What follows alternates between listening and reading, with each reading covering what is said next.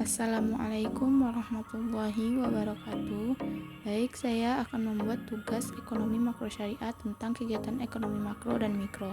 Perkenalkan, saya Desvira Fitrisari dengan NIM 234 dari kelas PS 5F.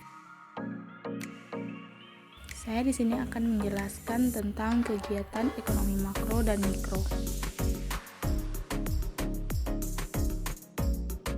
Yang pertama yaitu tentang pengertian ekonomi.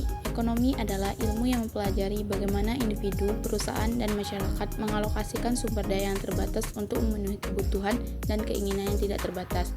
Sederhananya, ekonomi mempelajari tentang bagaimana kita membuat pilihan dalam hidup, baik sebagai individu maupun sebagai bagian dari masyarakat yang lebih besar.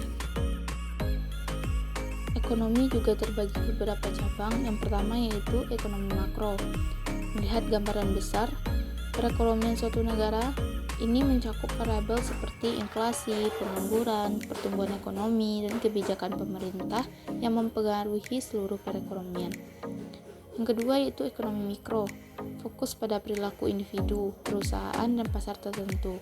Misalnya, bagaimana perubahan harga mempengaruhi permintaan terhadap suatu barang, atau bagaimana sebuah perusahaan menentukan harga jual produknya. Materi selanjutnya yaitu kajian ekonomi makro dan mikro. Yang pertama yaitu kajian ekonomi makro, terbagi menjadi 4. Yang pertama, produk domestik bruto, yaitu nilai total produksi barang dan jasa akhir yang dihasilkan dalam suatu negara dalam periode tertentu. Yang kedua yaitu inflasi, itu meningkatkan harga secara umum dan terus-menerus dari waktu ke waktu. Yang ketiga yaitu pengangguran, itu persentase tenaga kerja yang aktif mencari pekerjaan tetapi belum mendapatkan pekerjaan. Yang terakhir itu pertumbuhan ekonomi. Pertumbuhan ekonomi ini peningkatan kapasitas produksi suatu negara dalam jangka waktu yang panjang. Yang kedua yaitu tentang kajian ekonomi mikro.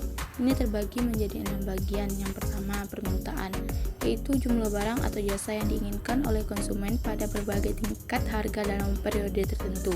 Yang kedua yaitu penawaran, jumlah barang atau jasa yang bersedia dan mampu dijual oleh produsen pada berbagai tingkat harga dalam periode tertentu. Yang ketiga, harga pasar, yaitu titik temu antara permintaan dan penawaran, di mana jumlah barang yang diminta sama dengan jumlah barang yang ditawarkan. Yang keempat, elastisitas, tingkat responsivitas suatu variabel terhadap perubahan variabel lainnya, misalnya elastisitas permintaan terhadap harga.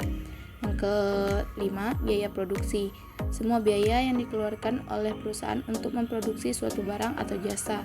Yang terakhir yaitu struktur pasar, yaitu bentuk pasar yang berbeda seperti persaingan sempurna, persaingan monopolistik, oligopoli, dan monopoli. Dan selanjutnya itu contoh kegiatan ekonomi makro dan mikro.